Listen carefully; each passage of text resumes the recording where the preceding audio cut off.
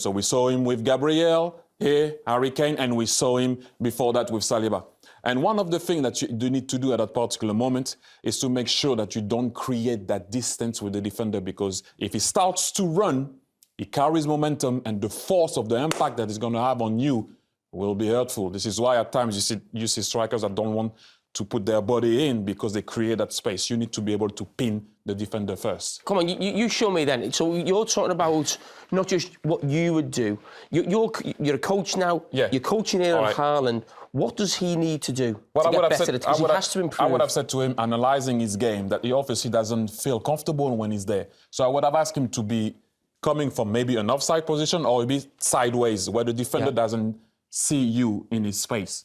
And as soon as you come and the ball is being played, rod it. Oh, that's better than yesterday. Very good. Oh, that's... So Micah's going to pass the ball. Micah's going to pass the ball. So I would have said to Alan to come. And as soon as you go in front of the defender, you go back into him and hold him at the same time.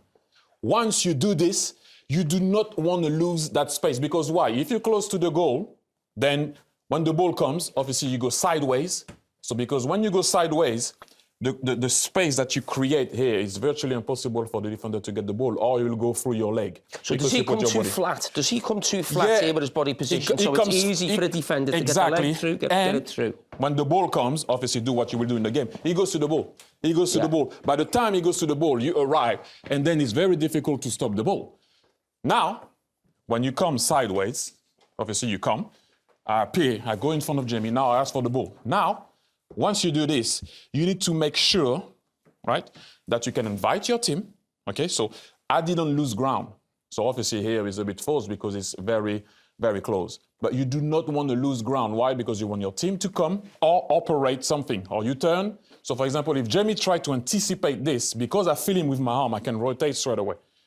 If not, if Jamie, what will you do if I have you here? Will you come again or will you stay behind me? No, stay there. Exactly, that's what he will do. Why do you think Erling Haaland, for the size of him, almost doesn't like physical contact with a defender? I didn't like it. It's the same. And I'm not small. It wasn't my thing. I wasn't a Drogba, I wasn't a Viduka, I wasn't a Shearer.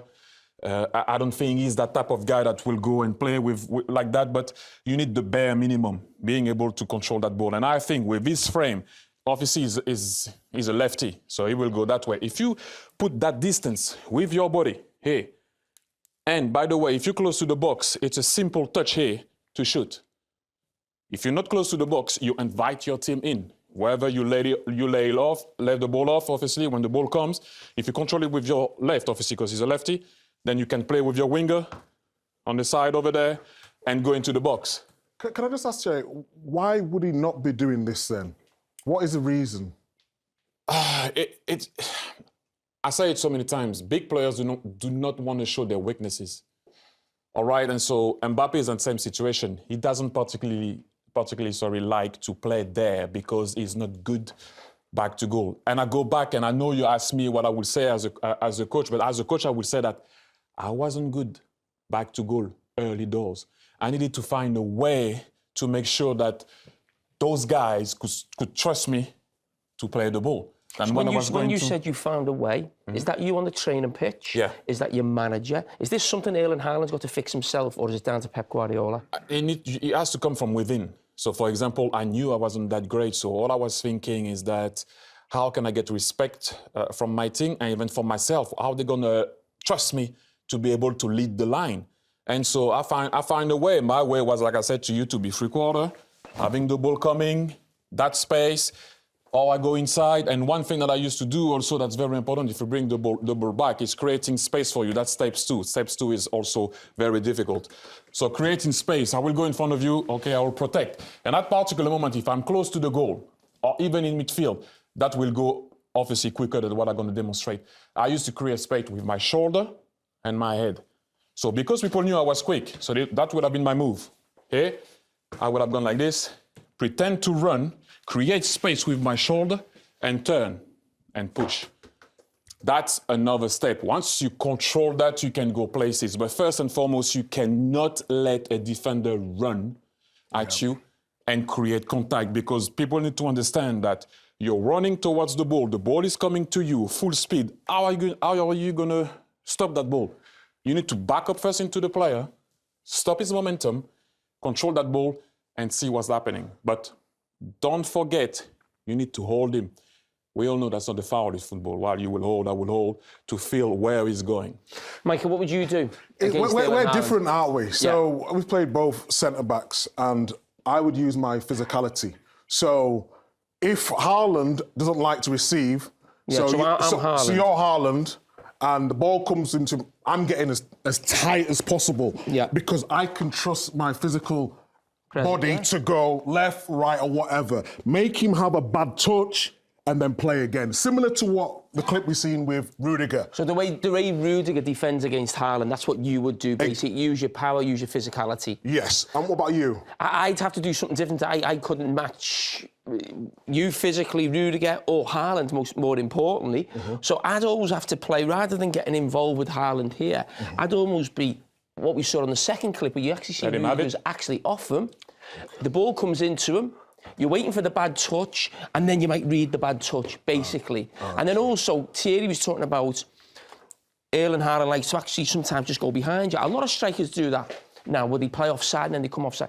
We'd actually have a plan for it if that was the case, where we'd actually be pushing up higher.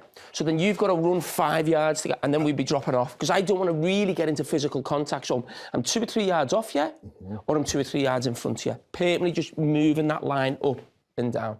I wanted to ask a question to Micah. Okay, you would have gone tight. If it's Kane, do you still go tight? This is the thing is, it depends how far he goes. This is what I'm saying. So if we're on a line, say me and Jamie are centre-backs here, and Jamie would be the organiser, and I would be the runner in this situation here. If Kane goes halfway between the midfield and the defence, I'm going all the way. If he then comes to the midfield line, I'm passing him on. That is the difference. But Kane is so good in them situations. He can roll you. Because he can go, but the thing is, he can roll me, but he's not going to outrun me. So I would always back my pace. Even if he rolls me, I can get back in. That's why I think it's important. We talk about strikers being side on. I think even as a defender to be side on as well. If you get like here, that's how you can get basically spun, as you said. I think as a defender, you've always got to be side on and create that space between yourself and the defender. If he turns, you tackle.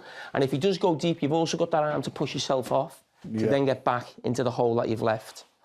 That's an interesting one, the one you said about Liverpool pushing up, because if you had pushed up, okay, let's say you push up, I would have run the line and go to goal, because you're allowing me that space. But what I'm saying is you've still got to come back. Yeah, no, I know, but... Because I think sometimes strikers are... Oh. And on that note, back to you, Kate. Thank you. That was good. Interesting.